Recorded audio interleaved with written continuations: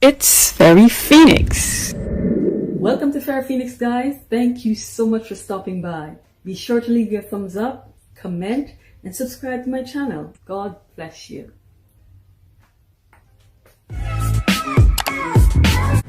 Guys, today I'm going to share 3 stories with you that is unexplainable, and I've not been able to explain them to this very day. And that may be why I share so many supernatural content on my channel with you guys, because of this experience that I've had. The first one, I was about 10 years old at the time, and all these stories were based in Jamaica. That's where I was when they happened. And I remember that I was in my room, and I had a dog named Brandon. So the dog always slept inside of my room, and he was always beside my bed on the floor. His name was Brandon. Now that night I was all alone because my siblings, they went to visit my grandma, but I stayed at home because I had school at the time. And one of my parents wasn't home, but the other was. My stepdad was home. And I remember the light went off. The light went off in the community that I was in. I was in Jamaica at the time. All these stories that I'm about to tell you guys actually happened in Jamaica. And I know that I fell asleep at some point, but somewhere in the middle of the night, I heard a cry, sort of like when a dog is hurt. Like I heard my dog cry out, and it woke me up. And when I woke up, I realized that I felt different. Like, I woke up to move, but I couldn't move. And I'm wondering, like, why can't I move? I didn't understand why I couldn't move. So then I felt like somebody was lying beside me on the bed. And the person, whomever it was, the thing or whatever it was, felt really heavy and big. So I was, but I didn't believe in duppy or ghost or anything like that, I wasn't even thinking about those kind of stuff. So I was thinking that maybe one of my parents came home or something like that. So I wanted now to look around to see who it was. I was unable to move. I couldn't move. And I felt myself like I felt so light. My eyes, because at this point when I couldn't move, my eyes are closed like so tightly. And I'm seeing myself like in little small black dots. That's how I saw myself. I couldn't feel my body weight. I didn't even know where I was, but I could feel what was happening around me. I could only feel. I couldn't do anything else. So at this point now, I started to scream for my stepdad, because I'm thinking, what the heck is happening here, And as I'm screaming for him, I am hearing my voice loud and clear, but it sounded as if I was in some kind of a tunnel, and it's echoing. So I don't think he could hear me, but I could hear myself. So at this point, I'm like, oh my God, what am I going to do here? So then I started to whisper, pray. I started to pray in my head. I started to pray. And I'm asking God, to whatever the situation is, because I was very close. I was always and still am very close to God. So I remember asking God, whatever this situation is, please help me out of it. And then I felt whatever it was, that heavy thing on the bed, I felt it move. Like I was squinched up in the corner. On the bed, I always slept to the corner of the bed and always leave the big space outside there. So I felt this thing turn around as if it was going to be hugging me, turn around to face me. And I started to pray. I said, God, please do not let this thing touch me. And as I was about to say that, as I'm saying that, I felt whatever it was put an arm around me, and that arm went straight through me. I felt it. And I got even weaker. It was to the point where even though I was praying in my mind, it's like I couldn't even pray in my mind anymore. That's how weak I was. So I started to scream more and more for my parents and for help.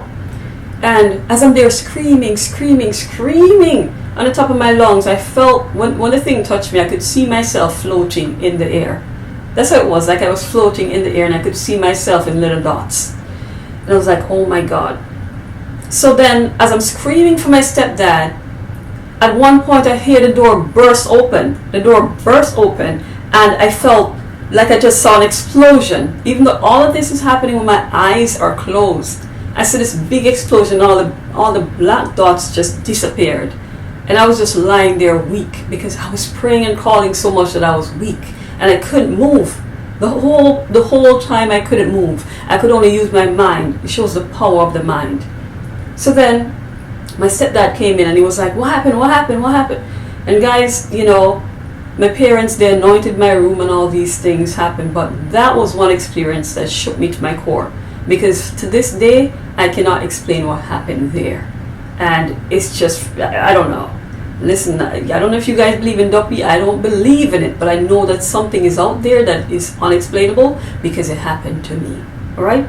So the next story I have for you guys also happened in the very same house. I was working at this time. I just started a job. I was in community college at the time when I got a job. But I felt sick on the job. I was having my monthly cycle. And so I had to leave because that's how bad it was at that time. So I was working in Kingston. I had to leave work to go home. And I remember my brother, he was playing outside with his friend, and I was in the front room, the very same room. No, this is a different room. I was in the front room this time. The other time that it happened in the same house, I was in the back room. So I'm lying down now because I'm in pain, and I'm lying down and I'm like this, crunched up on the bed. And as I'm there weak, in pain, in the middle of the day, this was like after 12 and the place was bright, I felt a presence come in the room. And again, when the presence came in the room, I could not move. For the love of me, I could not move. And I felt, because I understood what happened to me at 10. Now I'm about 19. I understood what happened to me at about 10. I started to pray right away because I know the feeling. I remember the feeling. And I'm asking God, please don't let this thing be happening again. And as I lie there, the thing came and lied down beside me. And I felt this thing forcefully trying to, excuse my language here guys, but I was wearing, pad because it's having my period at the time. I could feel whatever it was forcibly trying to push my pad aside, like it was trying to rape me. And I started to fight. I started to fight at this point because I'm like, oh my God, what the heck is this? And as I'm pushing, I'm fighting, and I'm saying, no, this is not going to happen. And I remember there was a wardrobe somewhere there. And I started to push. I'm looking at my toe this time because I forced my eyes open, because before my eyes wasn't open, but now I'm fighting and praying.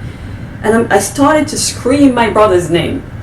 He was right outside from the window that I was. I'm screaming his name and I'm fighting because I'm thinking to myself, I can't allow some kind of duppy or ghost or whatever it is to rape me.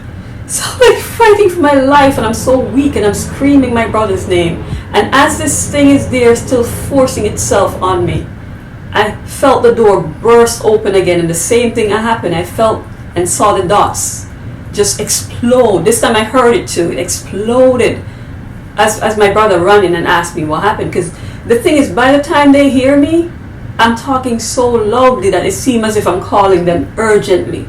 Because at first it's like, whatever it is suppressing your voice. It's making it so that you're talking, but no one can hear you. Only you can hear yourself, which is why it echoes so much. Now, the third experience that I had, guys, was back in Jamaica as well, as at a different place, at an apartment.